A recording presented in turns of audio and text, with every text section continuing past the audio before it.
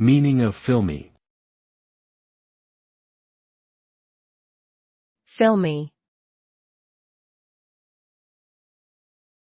Filmy. Filmy. Filmy. The word filmy refers to something that is thin, transparent, and delicate.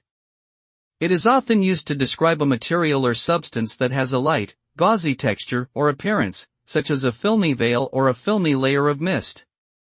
When objects or surfaces are described as filmy, it typically implies a sense of delicacy and fragility, suggesting that they are easily damaged or disturbed. In essence, the term filmy evokes an image of something ephemeral and insubstantial, like a thin film that can be easily dispersed or blown away by the slightest breeze.